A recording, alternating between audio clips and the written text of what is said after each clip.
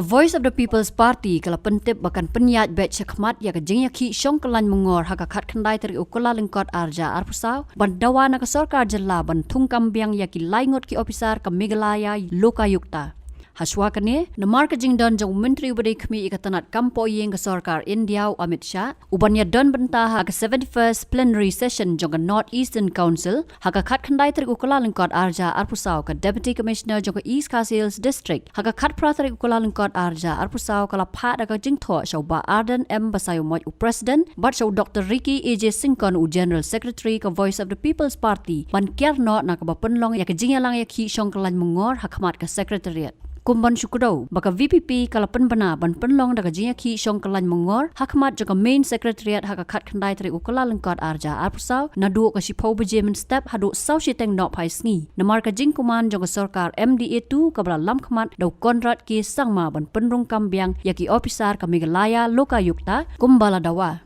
Haka jingtho ka Deputy Commissioner kala ong baha ka take a session kin wan banya don lang documentary sarkar India kilat bat kimentri rangba na ki jela boper ka than North East haka ba anyakran ya ka roi ka par jong ka than hi brok away. Shu ka jingtho kala pen kan mau baka don ka hukum ka penmi haka khat artari ukala lengkot arja arpusau hapo ka section 144 CRPC ba sha ban Pynlong jingalang yat patba hapo arspa mitar na Secretariat Additional Secretariat bat Raj Bhavan. Ongkat kum ka ka district administration tega ketika jongki hi kile ya ka benta ka jongki kumki bopet ya ka district administration loi na kaliam jongi kum ka party kani ka sit in demonstration jongi kan ya be Khmat kumbangi la benpa lubai spokesperson jongi